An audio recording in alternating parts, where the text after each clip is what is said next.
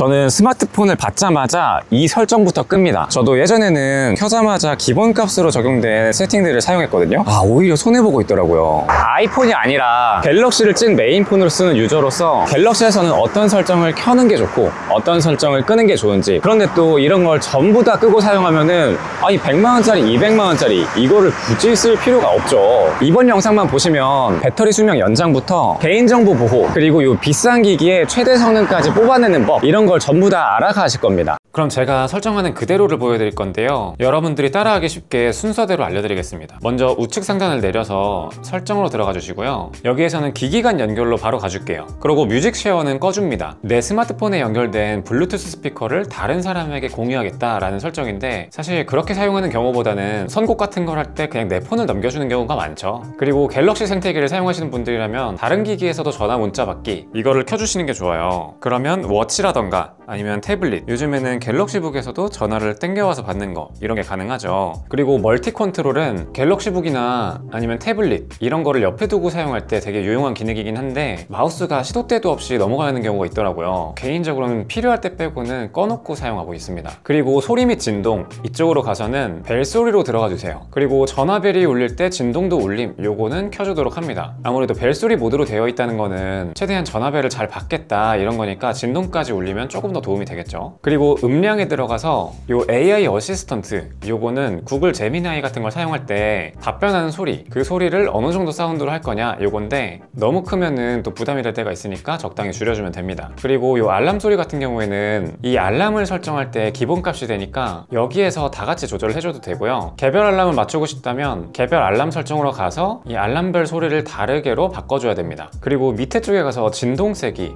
여기에서는 이 전화 올 때 진동 소리 재생, 요거를 켜주시면 좋은데, 최근 스마트폰 같은 경우에는 진동이 엄청 크지가 않단 말이에요. 그래서 책상에 놨을 때 하는 그 소리가 거의 안 들립니다. 생활소음에도 쉽게 묻혀버려요. 그래서 직접적으로 스피커로 진동 소리 자체를 재생해 주는 거예요. 진동을 실제로 체감할 뿐만 아니라 진동 소리도 어느 정도 들리게 해주는 거라, 진동으로 해놨을 때 전화를 못 받은 경우가 꽤 많다 이러신 분들은 요걸 켜주시면 됩니다. 그리고 밑으로 내려와서 음질 및 음향 효과, 여기에서는 음량 평준화, 요거를 일단 켜주세요. 음악 같은 걸 들을 때 소리가 갑자기 커져가지고 깜짝 놀라는 거, 이런 거를 좀 방지해줍니다. 앱소리 분리 재생은 항상 말씀드리는 건데, 특히 자동차 같은 걸 탈 때 굉장히 유용해요. 자동차 스피커로는 음악 소리가 나오게 하고, 내비 소리 같은 거는 핸드폰에서 나오게 해가지고 별도로 분리를 해줄 수 있는 거거든요. 이거는 켜기를 누른 다음에 뭐 이런 유튜브 뮤직 아니면 유튜브, 요거는 블루투스에서 나오게 하겠다 이런 식으로 설정하면 됩니다. 다음으로 앱 알림, 이쪽으로 가면 어떤 건 켜져 있고 어떤 건 안 켜져 있는 경우가 있는데, 이런 팁, 그리고 갤럭시 테마, 구글 플레이 서비스, 스토어, 이런 것들을 꺼두면 가끔 가다가 앱 광고라던가 뭐 서비스 평가해달라 이런 것들을 방지할 수가 있습니다. 반면에 뭐 지메일 이런 것들은 켜줘야겠죠.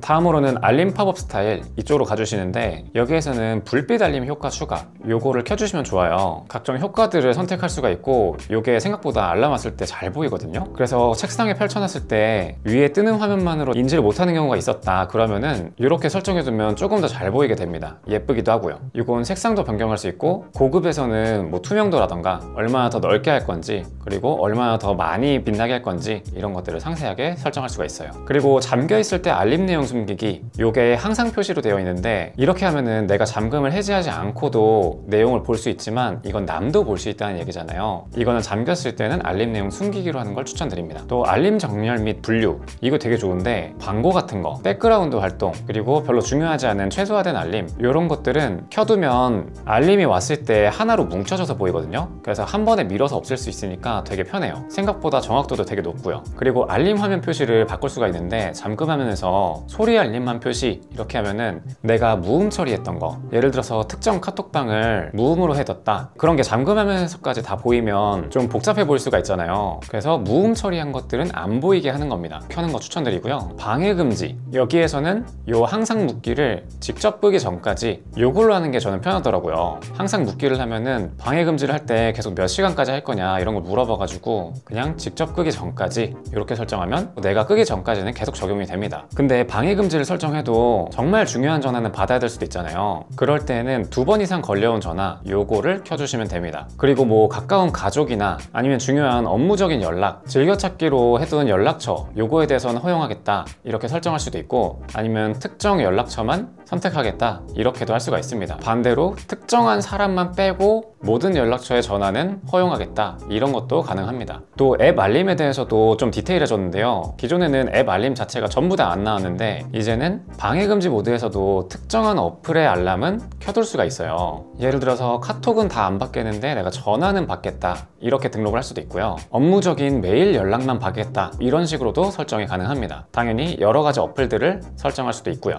그리고 방해금지를 하는 게 이 알림 뜨는 것 자체를 신경 쓰지 않기 위해서잖아요. 그래서 알림 숨기기 들어가서 이 아이콘 배지 끄기, 알림창에서 숨기기 이런 거를 전부 다 해두는 걸 추천드립니다. 이게 되어 있으면 알림이 이미 다 왔더라도 상단에나 이런 데 안 보이게 되거든요. 그러면 내가 조금 더 신경을 덜 쓸 수 있게 되겠죠. 또 알림의 고급 설정에 들어가면 다시 알림 버튼이 꺼져 있는데 요거는 켜는 걸 추천드려요. 이건 어떤 알림이 왔을 때 지금 당장 처리하기엔 곤란하고 까먹으면 안 되는 경우 이렇게 알림에서 우측 하단에 몇 분 후에 다시 표시할까요? 이런 거거든요. 이러면 1시간 후에 다시 보겠다. 그러면 지금 당장에는 숨겨지고 1시간 후에 다시 알림이 오니까 잊지 않고 업무를 처리를 할 수가 있어요. 또 알림 기록, 요것도 원UI 7 때인가 생긴 기능인데 기존에 어떤 알림들이 왔는지 이런 거를 전부 다 기록을 볼 수가 있습니다. 그래서 내가 실수로 지운 알림 같은 것도 뭐였지? 하면서 다시 찾아볼 수 있는 기록이에요. 또 중요한 알림 같은 경우에는 반복을 설정을 할 수가 있어요. 요걸 켠 다음에 옛날 스마트폰에서 메시지 같은 경우에 반복적으로 알림이 울렸던 것처럼 뭐 카카오톡 같은 걸 등록해도 되고요. 부재중 전화가 왔을 때 좀 빠르게 캐치하기 위해서 전화 앱을 설정할 수도 있습니다. 뭐 10분마다 알림을 반복하겠다 이러면은 조금 더 놓치지 않고 알림을 확인할 수가 있겠죠. 또 재난 문자, 요게 중요한 경우도 있긴 하지만 대부분은 날씨에 대해서 오잖아요. 그래서 날씨가 정말 업에 중요하신 분들 이런 분들 빼고는 많이 없애고 사용할 텐데 여기서 없앨 수 있습니다. 경보 허용을 끄고 밑에서도 알림을 전부 다 해제해주면 되는 거예요. 이걸 끄더라도 정말 중요한 안전에 대한 재난 문자 이런 것들은 어차피 오기 때문에 꺼놔도 된다고 합니다. 자, 그리고 디스플레이로 가서 다크 모드는 웬만하면 다 켜주세요. 이렇게 사용을 해야 훨씬 더 배터리를 오래 쓸 수 있거든요. 근데 지금은 잘 보이게 하기 위해서 일단 라이트 모드로 진행하겠습니다. 그리고 밑으로 내려서 글자 크기와 스타일 이런 게 있는데요. 큰 화면에 글씨도 크게 보겠다 이러신 분들도 있는데 여기서 설정하시면 됩니다. 나는 한 화면에 내용을 좀 많이 보고 싶다 하시는 분들은 여기서 글자 크기를 작게 하시면 돼요. 글자 크기뿐만 아니라 이 레이아웃 자체도 작게 해서 화면에 더 많은 정보를 표시할 수 있는데요. 이거는 화면 레이아웃 및 크기 여기에서 조절해 주시면 됩니다. 훨씬 더 많은 메뉴가 보이게 바뀌었죠. 저는 잘 보이게 하기 위해서 일단 크게 설정을 할게요. 그리고 위에 있는 멀티뷰랑 표준 보기, 개인적으로 멀티뷰 이걸 더 추천드리는 게 표준 보기를 하면은 왼쪽에 있는 메뉴가 다 없어졌죠. 이 큰 화면을 양쪽으로 분리해서 쓰는 게 아니라 그냥 하나의 화면처럼 쓰기 때문에 홀드의 이점이 많이 사라지는 느낌이에요. 이렇게 하면 카카오톡 같은 경우에도 왼쪽에는 채팅방이 전부 보이고 오른쪽에는 선택한 내용이 보이고 이렇게 바뀌어서 여러 가지 방을 왔다 갔다 하면서 볼 때 굉장히 편해요. 또 화면 자동 꺼짐 시간, 요거의 기본은 아마 30초로 되어 있을 텐데 은근히 좀 짧은 느낌이 들어서 요건 저는 최대치로 하고 사용을 하고 있습니다. 또 엣지 패널, 요것도 한번 건드려 볼게요. 우측에 자세히 보면은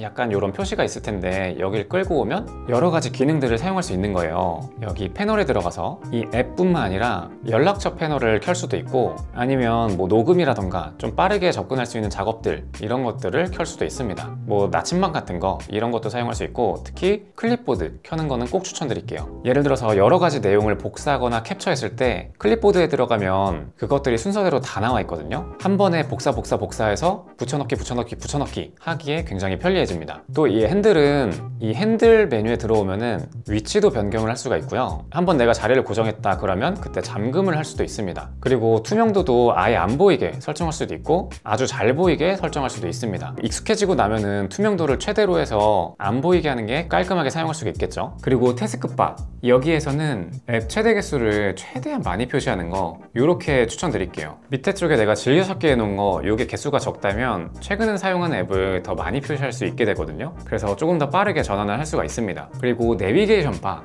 여전히 이 버튼을 사용하시는 분들이 많은데 스와이프 제스처 이것도 한번 적응해 보시는 거 정말 추천드려요. 이러면 지금 방금 전에 있던 내비게이션 바 이 버튼만큼 내용이 더 많이 표시하게 되죠. 이러면 훨씬 더 좀 시원시원한 화면을 즐길 수가 있습니다. 또 배터리, 여기에서는 가끔 필요할 때 절전 모드를 켤 경우가 있어요. 절전 모드라고 해서 모든 성능을 떨어뜨리는 게 아니라 내가 절전 모드를 하지만 성능은 최대치로 발휘하고 싶다 이렇게도 설정을 할 수가 있고요. 그 와중에 만약에 나는 밝기 낮추고 싶지 않다 이런 식으로 디테일하게 설정할 수 있으니까 취향껏 사용하셔도 되지만 제가 추천드리는 설정은 Always on Display는 계속 켜두고 화면 자동 꺼짐 시간을 30초로 설정, 이 두 가지는 끄고 사용하는 걸 추천드립니다. 어차피 화면 자동 꺼짐 시간이라는 거는 내가 잠깐 화면을 터치 안 하고 보고 있을 때에도 갑자기 화면이 어두워지고 꺼지고 그러기 때문에 오히려 좀 불편하고, Always on Display 같은 경우에는 1시간에 1% 정도? 그 정도로 추가로 닳거든요. 만약에 그것마저도 아쉬울 때는 이 옵션도 켜는 게 좋겠지만 그 정도까지는 영향이 많이 없는 것 같아서 Always on Display를 켜고 화면을 안 켜는 게 더 낫다. 또 배터리 보호, 여기에서는 기본으로 되어 있을 텐데 보호 최저가 이 옵션은 꺼주세요. 이게 내 수면 패턴을 확인해서 일정 시간 동안은 80%에서 멈췄다가 기상 직전에 이제 100%까지 충전시키는 건데 생각보다 그렇게 수면 패턴을 파악하는데 일정하지가 않더라고요. 워치가 있으면 그나마 좀 괜찮긴 한데 차라리 이것보다는 평소에는 요 최대 모드 요걸 사용해서 평소에 몇 %까지 충전을 할 건지 이렇게 설정을 한 후에 나는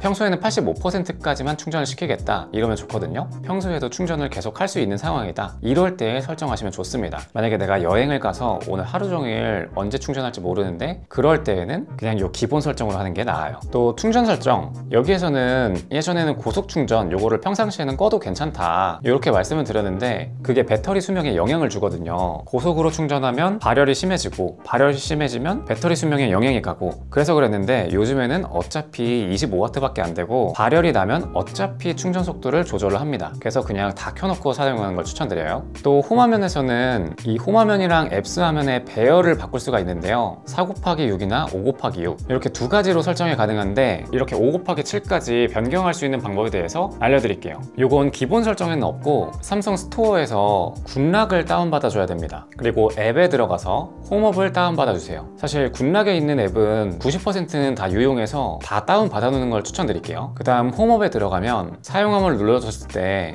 이 홈화면 배열을 바꿀 수가 있거든요. 그러면 여기에 5곱하기7 그리고 6곱하기7, 7곱하기7까지도 바꿀 수가 있어요. 근데 이게 항상 펼쳐져 있는 게 아니라 커버 디스플레이 경우에는 이 반쪽만 사용하잖아요. 그랬을 때는 5곱하기7 정도가 저한테는 딱 맞더라고요. 이렇게 하면 설정 화면에서도 5곱하기7을 사용할 수가 있습니다. 앱스 화면 배열을 바꾸고 싶을 때에도 홈업에 들어가서 5곱하기7로 바꿔주면 되는 거예요. 이 홈업에 들어온 김에 여러 가지 세팅을 좀 만져줄게요. 계속 굿락에 와서 설정하기 번거로우니까 이걸 사용하게 되면은 홈화면 변경을 하기 위해서 꾹 눌렀을 때 우측 하단에 홈업이 생기게 되어 있습니다. 여길 들어가면 좀 빠르게 변경을 할 수가 있는 거예요. 또 배경 흐림 조절, 이걸 해주면 앱스 화면에서 배경 블러 처리를 해주기 때문에 조금 더 가독성이 좋아집니다. 또 페이지 반복, 이거는 홈화면이랑 앱스 화면 둘 다 해두면 굉장히 편한 게 한두 페이지만 사용하는 분들도 있지만 홈화면이나 앱 화면을 여러 페이지 사용하는 분들이 있잖아요. 그때는 한쪽 방향으로 쓸어 넘겨도 계속 반복해서 나올 수 있도록 이 루프를 돌려주는 거거든요. 그래서 요거는 켜는 거 추천드립니다. 또 밑에 보면 요 폴더, 커버 화면 배열이랑 아이콘 배열 요게 있는데 요 두 가지는 일치시켜주는 게 조금 더 사용하기 편리해요. 이건 이렇게 앱 화면이 밖에서 보일 때 4개이고 요것도 4곱하기4로 표현하겠다 이런 건데 요게 일치하지 않으면은 뭔가 이질감이 있어서 한번 생각하게 되더라고요. 그리고 밑으로 내려서 이 폴더 배경 색상 적용, 이것도 새롭게 생겼는데 이게 뭐냐면 어떤 특정한 폴더에 색깔을 입혔을 때 옛날에는 밖에서 볼 때에만 이게 색상이 적용이 됐거든요. 이렇게 들어왔을 때에도 같은 색상으로 표시해 주겠다 이런 거라서 구분을 훨씬 더 잘해줄 수 있습니다. 또 최근 앱 화면, 이것도 온 김에 건드려 주면은 최근 앱을 눌렀을 때 기본은 이렇게 되어 있지만 이걸 버티컬 리스트로 바꿀지 그리드 타입으로 할 건지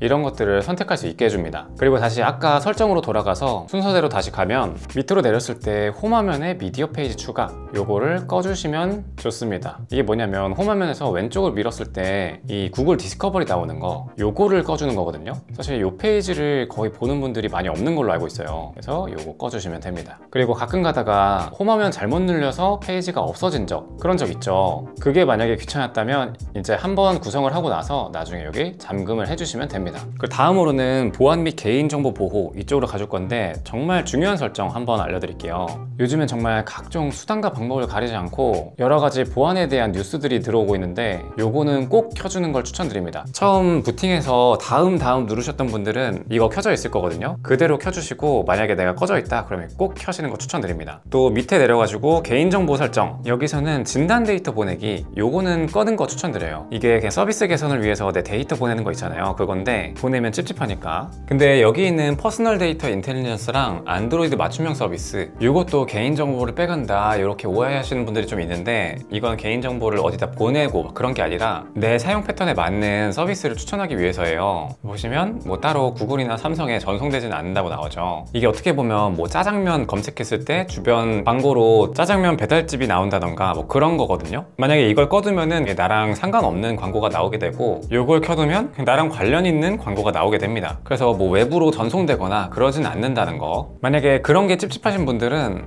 요 광고 이쪽 탭에 들어가서 광고 아이디 삭제 이런 걸 한번 해주시면 됩니다. 그럼 기존에 있던 결과들은 전부 다 삭제되고 새로운 데이터로 이제 시작하게 되는 거예요. 또 밑에 내려가서 사용 및 진단, 여기서는 이걸 꺼주시면 돼요. 요거는 이제 또 이 데이터를 전송하는 거거든요. 당연히 뭐 이상한 데 쓰이진 않겠지만 굳이 또 내 데이터를 보낸다는 게 이건 좀 찝찝하긴 하더라고요. 또 안전 및 긴급, 여기를 설정해주면 굉장히 좋은 게, 내가 평소에 앓고 있는 뭐 지병이라던가 아니면 나의 건강 상태 이런 것들을 여기다 기록해두면 잠금 화면을 풀지 않고도 혹시나 나한테 무슨 일이 생겼을 때 나에 대한 정보를 대략적으로 파악할 수 있는 좋은 수단이 됩니다. 실제로 어떤 기사 같은 데서 봤는데 이 정보를 통해서 생명을 구했다 이런 소식을 접했던 적이 있는 것 같아요. 또 긴급 SOS, 이 기능은 거의 사용하신 분들이 없을 텐데 저도 실제로 사용한 적은 없고요. 이 전원 버튼을 빠르게 5번 누르게 되면은 이렇게 전화가 되는 건데, 이걸 눌렀다고 해서 바로 전화가 걸리는 게 아니라 여기서 밀리면 통화가 되는 거기 때문에 설정을 켜두셔도 괜찮습니다. 다만 이걸 119로 할 것인지 아니면 다른 곳으로 할 것인지 이건 선택하시면 되겠죠. 또 이런 연락을 했을 때 배우자나 가족에게 아니면 연인에게 뭐 긴급한 상황을 공유하겠다 이런 것도 설정을 할 수가 있어요. 또 다음으로는 유용한 기능으로 갈게요. 여기에서는 실험실 기능이 굉장히 좋은 게 있는데, 일단 모든 앱에서 멀티 윈도우 지원, 멀티 윈도우에 최적화되지 않은 앱이어도 팝업 화면이나 분할 화면 이 기능을 지원해 주는 거예요. 그래서 이런 큰 화면을 쓰는 폴드 같은 경우에는 이걸 꼭 설정해서 활용하시는 게 좋고, 또 멀티 윈도우 이쪽에 가서 밀어서 분할 화면 그리고 밀어서 팝업 화면 이걸 해주시면 되는데, 밀어서 팝업 화면이라는 거는 여기 우측 상단이나 좌측 상단 이 대각선으로 끌어와 가지고 팝업 화면으로 쓰는 겁니다. 그리고 분할 화면은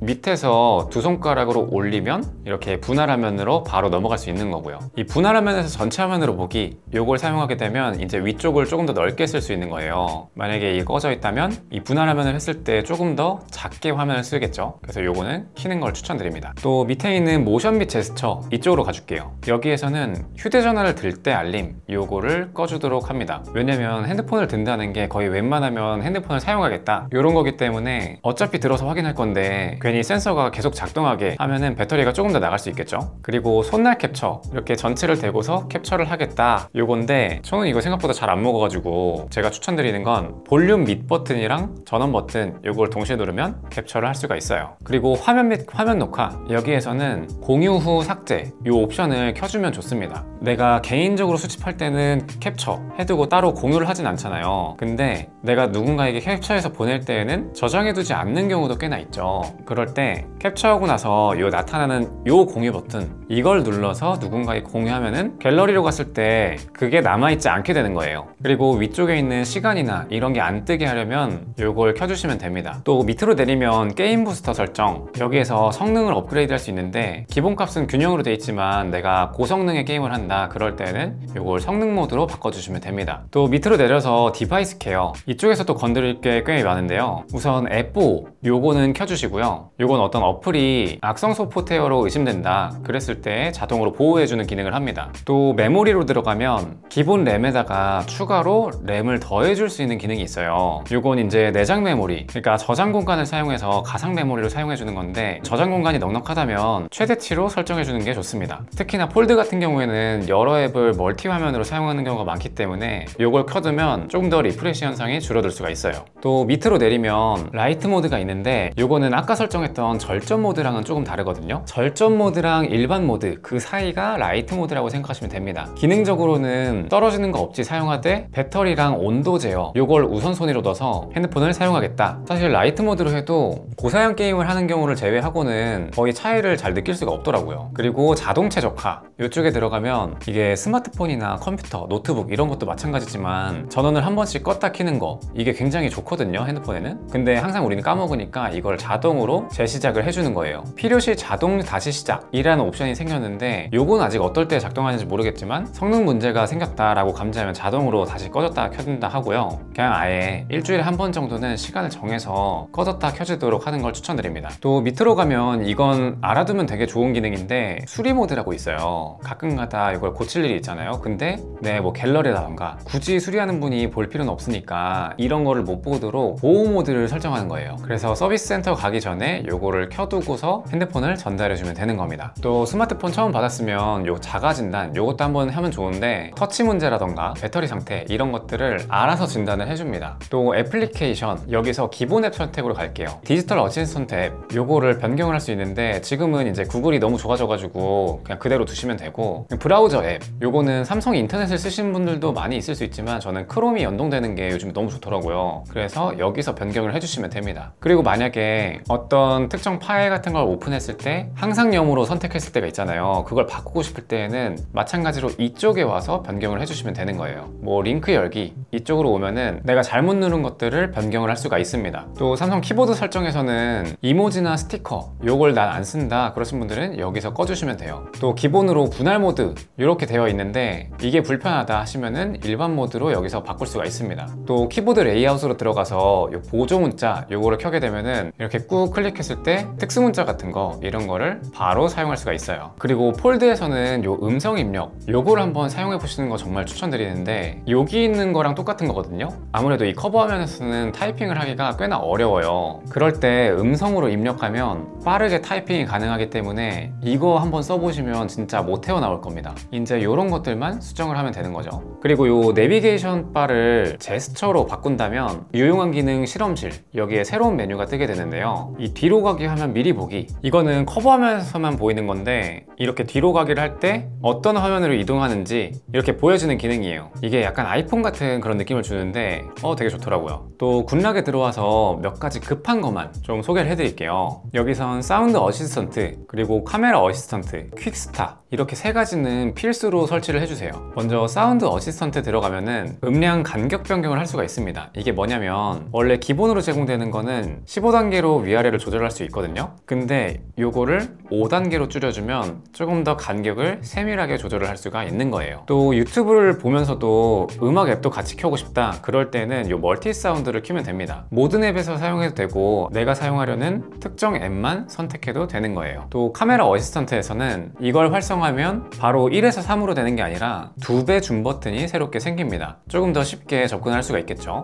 그리고 즉시 촬영 이거를 눌러주면은 조금이나마 더 빠른 시간에 촬영을 할 수가 있어요. 특히 아이들 사진이나 반려견, 반려묘 사진 이런 걸 찍을 때 정말 그 순간 캡처가 정말 중요한데 그럴 때 조금 더 도움을 받을 수 있는 기능입니다. 또 카메라 자동 꺼짐 시간 이게 너무 짧아서 불만인 분들은 이거를 10분이나 5분 이렇게 설정하시면 카메라 화면에서 좀 대기 시간이 길어도 오랫동안 유지가 돼요. 또 퀵스타에서는 이 상단에 표시되는 이것들을 바꿀 건데 사용 중으로 바꿔주시고 아이콘 표시 이쪽으로 가준 다음에 네트워크 정보 요거는 전부 다 꺼줍니다. 그 통신사 추노마크라고 하죠. 그거를 끌 수 있는 거예요. 그리고 뭐 NFC 같은 거, 위치 같은 거 이런 건 어차피 항상 활성화되어 있는 거니까 이런 거 꺼두시면 되고 디바이스 케어 모드 이런 것도 끄고 싶다 하시면 꺼두면 됩니다. 필요한 것만 남겨둘 수가 있는 거예요. 그리고 시계 표시 여기에서는 시간만 표시하는 게 아니라 날짜도 같이 표시를 할 수가 있습니다. 이렇게 작은 글씨로 사용하는 경우에는 날짜까지 한눈에 보면 좋겠죠. 또 패널 분리 비율 요거 같은 경우에는 기본 값으로는 50%가 되어 있을 텐데 요것도 이 설정 패널을 여기서부터 열지 여기 가운데는 알림으로 뜨게 할지 이런 거를 조절할 수가 있어요. 이번 영상은 제가 스마트폰을 처음 받으면 설정하는 것들을 전부 다 알려드렸는데 사실 이거 말고도 더 있거든요. 굿낫도 아직 더 많이 건드려야 되고 전화라던가 뭐 메시지 앱 이런 것들도 아직 많이 건드려야 되는데 이거는 다음번 영상 꿀팁 영상에서 조금 더 풀어보도록 하겠습니다. 구독하시면 조금 더 빠르게 받아볼 수 있을 거예요.